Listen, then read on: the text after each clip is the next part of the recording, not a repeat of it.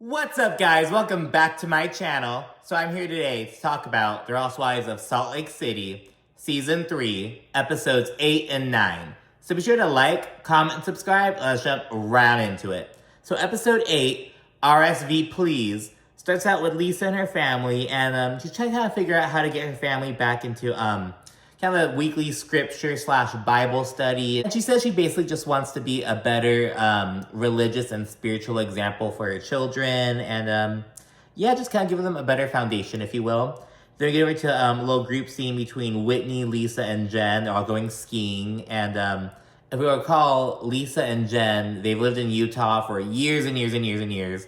But neither of them like to ski. They're kind of like, not really. But Whitney says, no, we're gonna, it's time to get off of the bunny hill and do some real fucking skiing. So go do that, and then after some skiing antics, Lisa and Whitney kind of discuss both making it into Heather's choir. And so Jen is also involved in the choir, but she's not like really doing it, I believe. She's like doing some other side shit. I don't know exactly Jen's involvement, but Lisa and Whitney actually auditioned, and they're actually gonna be in the choir. However, Whitney's kind of on the fence about it because she's like, my last interaction with Heather didn't go too well. She went over to Heather's house, and it went well at first, but then they kind of started getting into it, and Whitney's like, yeah, and Heather, she like physically like escorted me out of her house. She like turned me around and pushed me out, and she sounds really dramatic and shit. Then we see a clip, and it's like, oh fuck, that's like actually what Heather did, basically. And so like, yeah, she did like turn her around and kind of like, I don't say push, but she like, you would say that she pushed you. If someone you didn't like that, you'd be like, oh, you fucking pushing me. Like, she guided you towards the door. But no, like, Whitney sounded dramatic, but it's like, she's on point. She's not stretching too much. Like, Heather did do that shit. And yeah, and then Whitney, Lisa, and Jen, they all kind of proceeded to kind of talk about how they all have different beefs with Heather for different reasons. And yeah, Jen says she doesn't really like being in this place of ambiguity with her, and Whitney says she feels she's always chasing Heather down, and Lisa's issue with Heather goes back to their Twitter beef, going back to their fucking season 2 reunion, dealing with Heather's dad's death, that bullshit. Then we segue over to a little husband scene at Coach Shah's house. We have some barbecue, and it's everyone's there except for Chris Harrington, obviously. But so yeah, it's like Coach Shah. We have Justin, John, Seth, and they all give Coach really warm hugs, by the way. It's like hugs galore. And then we have some of the new husbands. So we have Angie Katsanevas' husband. I think his name's Sean. And we have Danna's husband. His name is, I think it's Ernesto. He's kind of cute. But yeah, so they all meet up. And yeah, it's just barbecue and shit. And Seth and John, they do hug. But John, he kind of says in his confessional that he wants to chat with Seth, and he wants to kind of straighten things out between them. And it's like, okay, tough guys, like, calm down. Did Lisa give you your balls today? Like, chill out.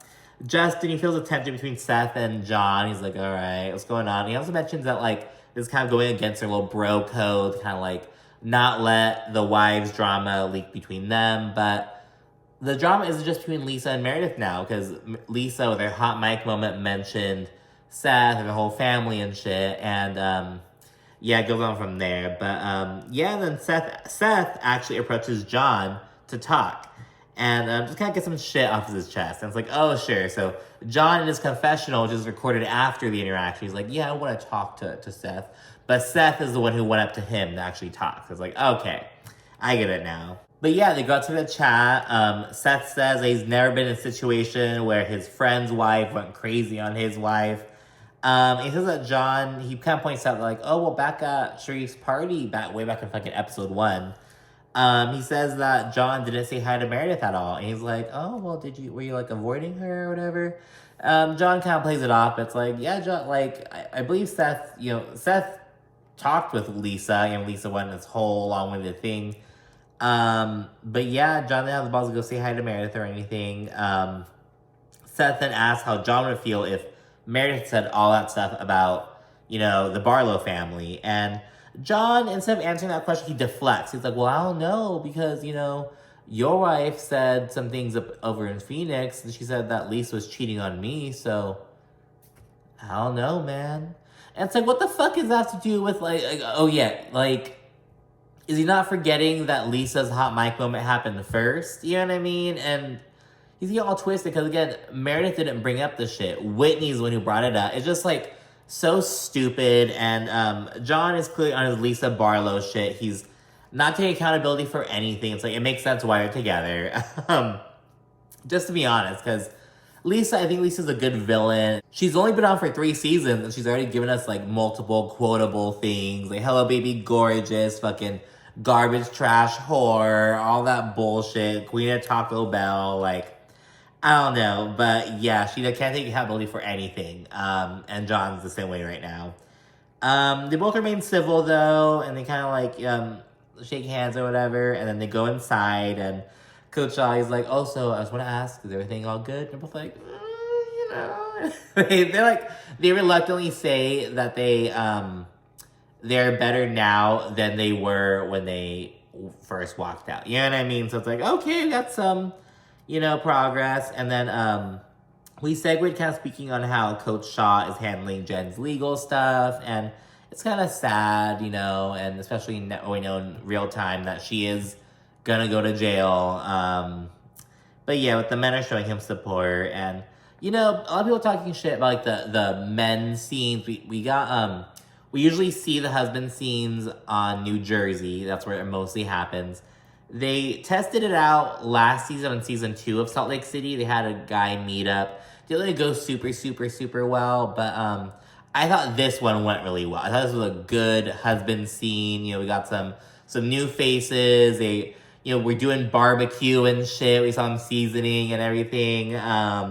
We had this interaction between John and Seth, so it wasn't just, like, some bullshit friendly bro scene, like, on New Jersey. Like, there was some actual, like, interaction, some tension being handled. And yeah, we got Coach Shah opening up. So I thought it was a successful husband scene. I was not mad at it, to be honest with you. And then we see Meredith with her sister Myra, and she was with her niece and nephew. Meredith and Myra, they said they hit a bump in the road recently, but they're all good again. They've been close. They're only like 2 years apart. They've been close for the vast majority of their lives, but yeah, and Meredith kind of opened up about their issue at the season 2 reunion. They're just fighting incessantly over around the time that their dad died, and they had some issues with burying him and stuff, and some of their family issues regarding Meredith's nephew. But yeah, they're all good now, and they're excited for the upcoming event they're going to be hosting together. The sisters then sit down and kind of chat about all the shit that their family's been through over the past year. In confessional, Meredith speaks on her nephew Alex's, how he kind of struggled with depression all through his life, and addiction, and she says that back during the winter, he drank a bottle of bleach. And she's mentioned before at the reunion, like, as mentioned, she talked about her nephew had some mental health issues. And earlier this season, she talked about how one of her family members attempted suicide. And now she's fully describing what happened. And so, yeah, she's opening up, kind of sharing the story. And again, it plays into this event that they're holding to kind of give back to these mental health charities and the greater Chicago area, I believe. I don't know if they're nationwide, but Meredith and her sister are from Chicago. Her sister still lives there. But yeah, so that's how it kind of plays into everything. So yeah, they continue discussing the upcoming event, and Myra says that it's important to keep it positive, and i.e., they don't want to invite anyone who's going to bring some housewives drama. And the kind of focus is on, like, Meredith's beef with Lisa Barlow, and Meredith also goes into discussing how she and Whitney are on bad terms now. But I'm also like, well, girl, you probably don't want to invite Jen Shah, and who knows if she will invite her, because I don't know when Jen's gonna get take that plea or whatever. But yeah, because Jen brings, Jen's gonna throw a fucking drink at something. But yeah, so I don't know what's gonna go with that. Well, I'm excited to see the event come together. I hope we'll have to wait until the very end of the season. I hope it's not like the finale event, but I feel like it might be, because we're kind of getting some word of it early. I feel like it might be the finale event, but I hope we go on a bigger bang. I don't know, maybe it will be a big bang. I don't know, but we'll see. But anyways, then we see Heather. She's gonna have a choir rehearsal, and she hopes that the participants don't fuck it up, like they fucked up the audition a little bit. They didn't fuck up the audition, but they brought the drama with them. Angie K, she picks up Jen on the way to the rehearsal. And Jen says that it's still kind of awkward between her and Heather because, remember, Jen's upset at Heather because Heather's, like, unwilling to, like, cut Angie Harrington off, basically. And Jen says she's good, so she's still gonna go support Heather, but she's confused and feels like Heather isn't really doing the right thing. Angie K then drops some tea about Danna, and this came up because Angie K, Danna, and Meredith all went to like a spinning class together. And while there, Danna said that she felt that Jen was almost bullying Angie Harrington at the auditions. And Angie K tells this to Jen, and she does say, she doesn't stretch the truth or anything. She's not playing telephone. Like, that is what Danna said. And Jen is hella pissed and says that the Harringtons started it. And Jen's like, fuck you, Danna. Like, she's all upset. She's like, she doesn't even fucking know me. She's not bullying. Like, what the hell? And Angie K, Angie Katsanevas, she says that Jen needs to watch out for other people who don't have her back. Speaking of Angie Harrington, she and Whitney then arrive to Heather's rehearsal. There's also like hella other like random people there. Whitney says that she wants to move forward with Heather. And so in order to do so, she's going to arrive, show up, and participate in the thing, even though she's kind of uncomfortable with it. Jen, Angie K, and Lisa, they all roll in then, and Jen says that despite her and Angie Harrington's issues, this is not the place to handle it. She's like, I'm just gonna be civil, support Heather, and just be there. There's no Danna, she's not there at all, and Meredith, who is the costume consultant, so Meredith isn't in the actual choir, she's the costume consultant. She's with her family, so she's not there either. And then right as rehearsal is about to begin, so everyone's there, and the dude's like, all right, let's get going, let's get started. Lisa goes up to Heather and says that they have to talk. It's like, oh my God. And Heather in a confessional, she's like, I hate her. But, and yeah, they're talking right there as rehearsal's going on. It's very weird.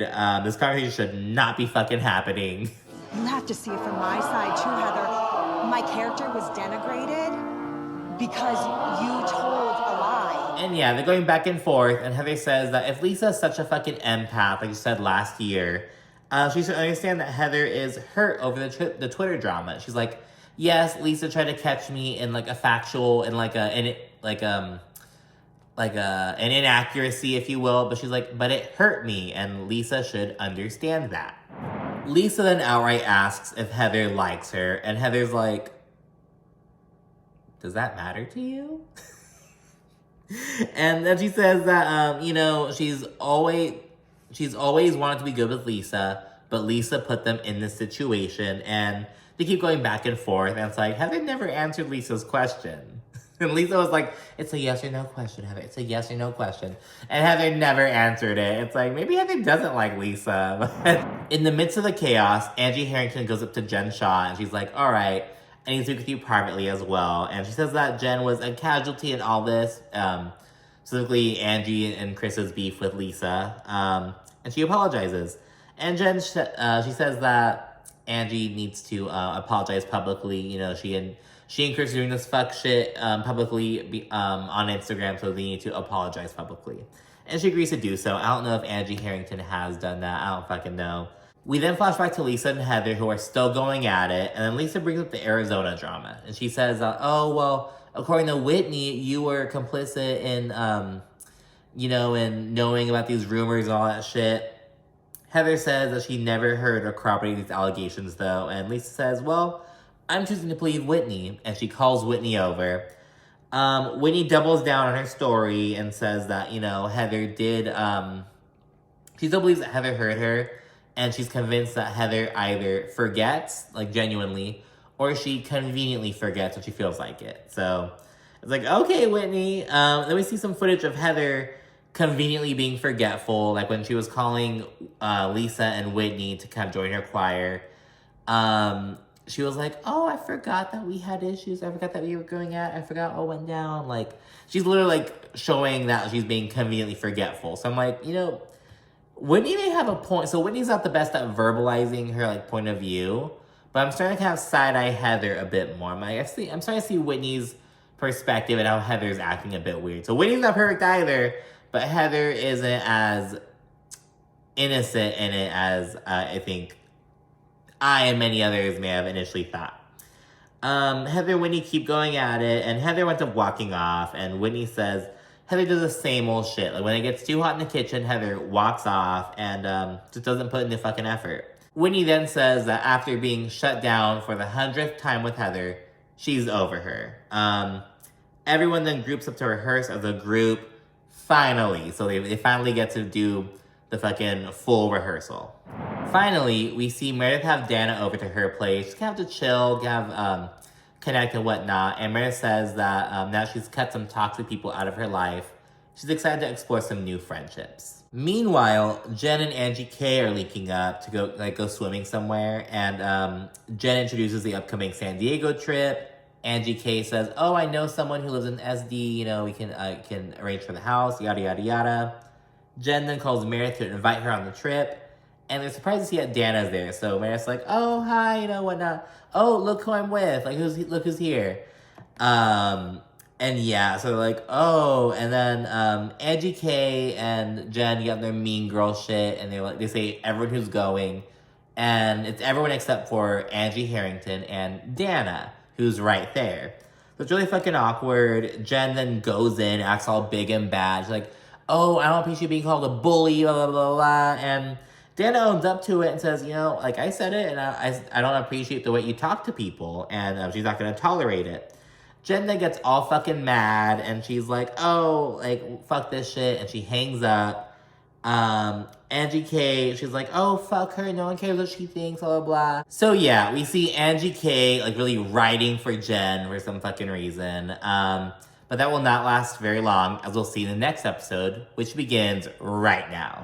So episode 9, Not a Yacht of Fun, begins with Jen getting ready at her place, and she's speaking on how she's gone through depression like all through her life, but once her father died, she started going on antidepressants. And she kind of started getting to a good rhythm and everything, up until she was indicted. That kind of set her back. She speaks on how she has 3 months till her trial begins. So yeah, and then we see a little group scene between Heather, Angie Harrington, and Danna. They're linking up for lunch. And Danna fills them in on what just happened with Jen at the end of the last episode. We also find out that Jen had just invited Heather on the trip to San Diego. And Meredith is actually bringing Danna. So Meredith is like, "You know, I'm not going to let you just not be invited. I'll bring you as a guest." So Angie Harrington is the only one who's not going on the trip, and she's clearly bothered by this, but she's trying to play it cool, but you can tell she's like, it's like, girl, you are never getting a fucking snowflake. And after this episode, I think that Angie K may be getting a snowflake, and even Danna being a snowflake, but we'll see. You know, the girls are putting in fucking work, but yeah, Angie Harrington, like, she's relevant at first, but I feel like she may not be as relevant in part 2 of this season. She might kind of disappear. But yeah, Jen is having Meredith over to her place now, and Jen's also speaking on her relationship with Allah. She's kind of reflecting on Ramadan and just kind of being open and everything. And Meredith asks how Jen would feel about including Danna on the trip. And Jen's like, "Did you time this to ask me during Ramadan?" Like, are you waiting for when, like, I have to be my most fucking, like, grateful and, like, generous, like, and Meredith says she just really thinks that the whole thing was a miscommunication, the whole thing between Jen and Danna, and Jen, she trusts Meredith's point of view. She's like, "Okay, yes, you can bring the bitch on the trip, sure," you know? And then we see Danna, she's talking to Angie Harrington and Heather still. She says she sees Jen as aggressive and loud, and she's like, "I don't know if you guys don't see it, but I'm not with it." And it's like, okay, Danna, like, you can say that Jen is aggressive and loud, but if one of these white bitches said that shit, like, that'd get flipped by Jen in a millisecond. Jen has already pulled that shit at the reunion, season 2 reunion, if I remember correctly. But yeah, I'm like, okay, Danna's gonna come and fucking check Jen, but then Heather proceeds to kind of speak on some of her issues with Jen. Basically her friendship style, so that Jen is basically either ride or die bitch, or she's like, you are dead to me. And that's her 2 extremes. And Heather's just over it. And Danna says, "You know, Heather, you have to express this." And Heather straight up says, "No, I don't like expressing things. I like to just repress and just shove it into like a tiny little thing and just put it in the back of my mind and forget about it. And it's like, girl, are you okay? Like, I don't know. I'm getting over Heather's whole fucking, oh, I'm such a, like, it's just, I don't know. It's just, I'm kind of getting over Heather. Like I said in part one of this episode, it's like, I'm starting to kind of side-eye Heather and her whole thing and kind of see where Whitney's coming from a little bit more. Oh, and I also have to point out that Jen was telling Meredith a bit about some of the financial hardships that, obviously we know it's like, okay, Jen's going through it with his legal battle. It's going to be hella expensive. But her trial and like everything has been pushed back numerous times. And that is also really amping up the cost. So she's like, we have to keep the lawyers working. So like we have to fucking still pay them when the courts decide to fucking put it off by 3 months. And it's just like, damn, like, that's rough. And talk about her older son's in medical school and how it's just, oh my goodness. But yeah, let me see, the ladies are all packing for San Diego now. I'm still like hyped because like, I knew that they were going to Phoenix back when they were going, because like I had heard about it, like people saw, like I had seen some stuff on Twitter, like some pictures of them out and about in Scottsdale, but I had no idea they're going to San Diego, and like that's like my like neck of the woods. Like I'm like people are like, oh, it's my stuff, like that's my fucking city, like, you know what I mean? I'm like I grew up like an hour and a half away from there. But yeah, I had no idea, so I'm hella hype. I was like, okay, San Diego. I wonder if they're gonna like actually in San Diego proper, or if they're like in La Jolla or like up further up north. It gets bougier like up north and stuff, but I don't know. I could see them being like in SD proper. I have no idea. They didn't mention it or anything. But yeah, so they're packing for that. Meredith, she finds some fucking change in one of her suitcases, like fucking 5 cents, and she's like, oh, look, Seth, Lisa Barlow's no longer the richest one. And they're all rough. This is the second time that Lisa's fucking season 2 antics have come up like on this trip. It was her just wilding out. It was funny. Angie K and Jen, they're kind of planning the Katsanevas extravaganza. They're kind of like, so this is Jen's trip. Technically, she's the one inviting everyone, and Angie K isn't even a full-time cast member. But Angie K is the one who secured the home, and so they're kind of like planning out what they're gonna do. They're kind of planning on blending Greek and Tongan culture and doing some shit like that.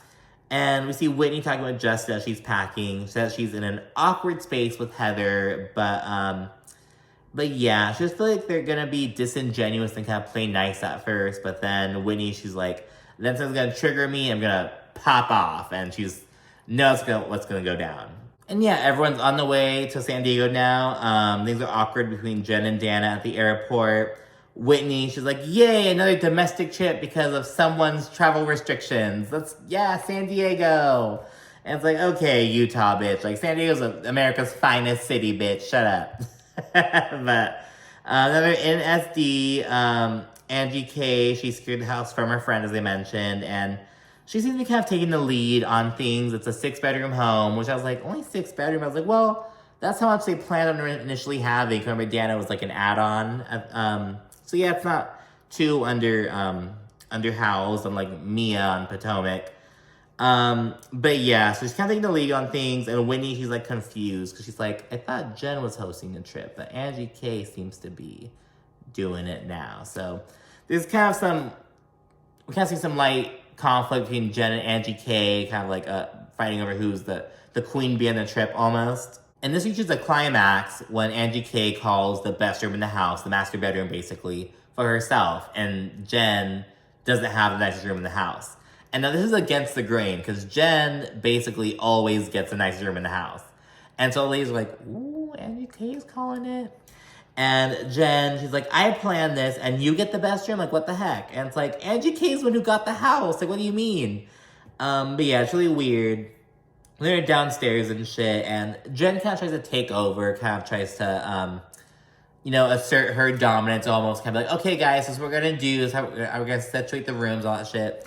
And Angie K thinks that this whole thing's funny. She's just kind of laughing and shit, and Jen gets really pissed off, and she kind of fires a little dagger at Angie Katsanevas, which Angie throws back.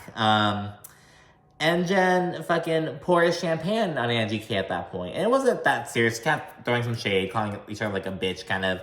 Then Jen pours champagne. It wasn't a whole ass glass. It was like maybe like the flute, maybe like that much of it, like maybe like a third or like a quarter.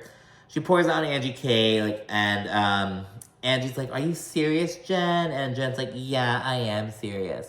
And she's all smug and shit, and it's just like, what the fuck? And Jen's like, "It's supposed to be fun. I thought I could joke around with you." And Angie K's really pissed off. Understandably so. I'd be pissed too.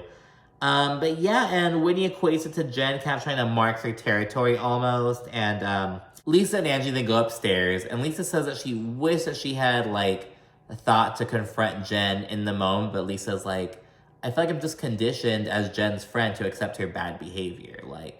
So Lisa has some regret that she didn't speak up at the moment, if you will. On the flip side, Winnie's talking with Jen, and Winnie says, "Oh, I understand you were trying to be funny, Jen. I get it. You weren't trying to be malicious." And Jen's like, "Yeah, I've been friends with Angie K since college. I thought it wasn't a big deal." But Angie stands like, "Bitch, I've known you for years. How are you gonna just pour a drink on my head?" It's that's kind of where they're both coming from. I'm with Angie K on this one. Fuck that shit. You know what I mean? And while chatting with Lisa, Angie K reveals that she's the one who paid for Coach Shah's entire birthday party from the first episode. And she says she dropped $15,000 on it. She said she initially only offered to have it at her home. She's like, "I'll offer, oh yeah, I'll open up my home, you can have it there. We just finished it, we just built it." But it ultimately turned into Angie planning and paying for it.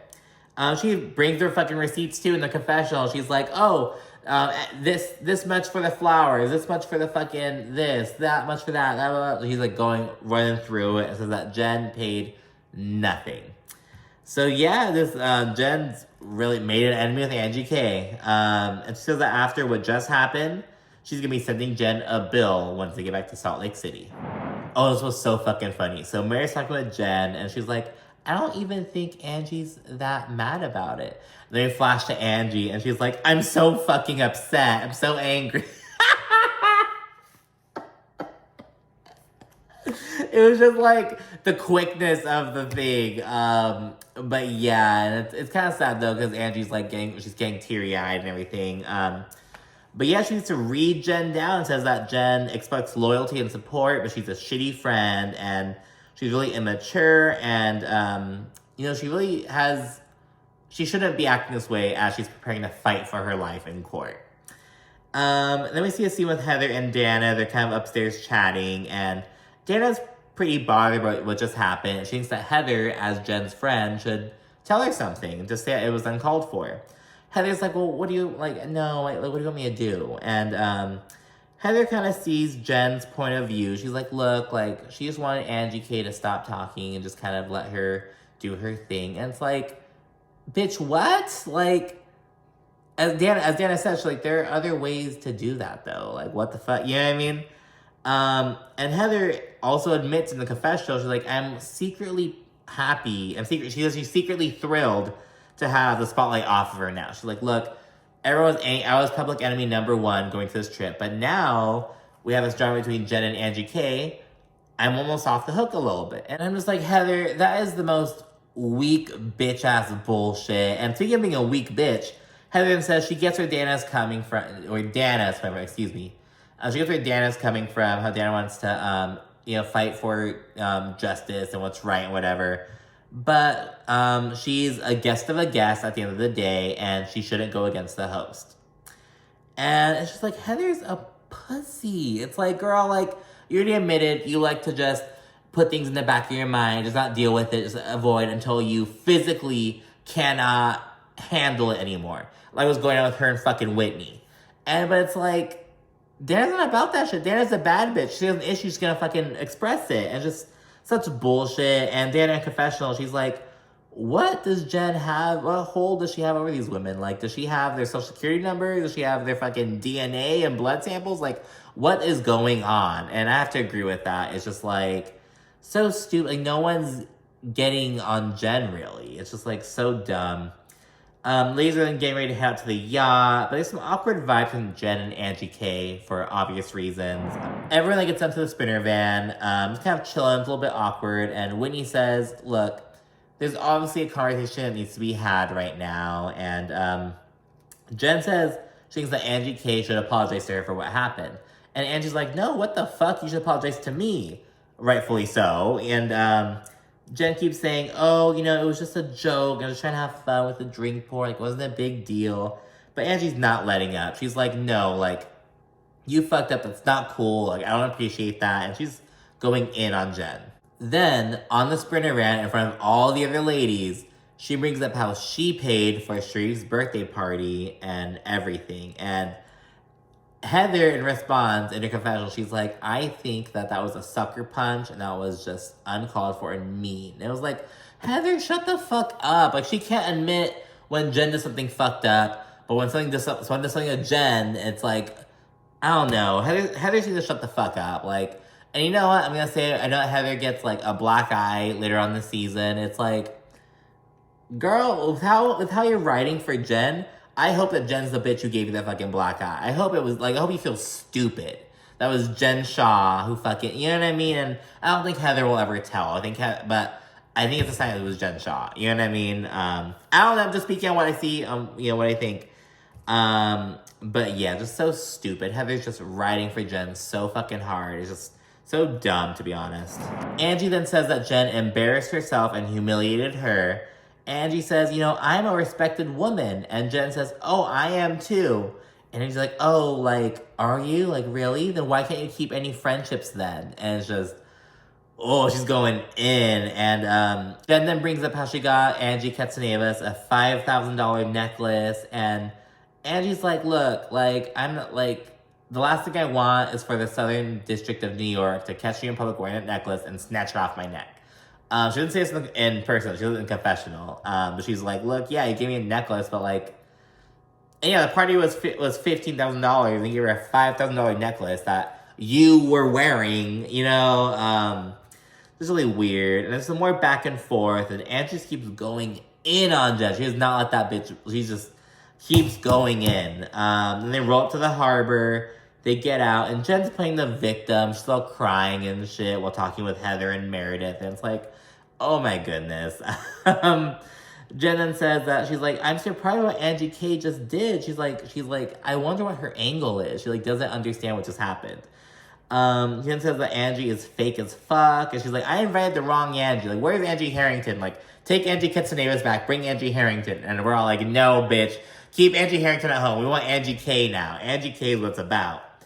Meredith reflects on how Jen is struggling with her mental health. And she's like, friends who are being unsupportive to her are probably just exacerbating situations. So Meredith is having some sympathy for Jen. I feel like Meredith isn't like writing for Jen, she just has some sympathy for her because of what, you know, Meredith's mental health stuff with her family, and she's kind of having sympathy for Jen.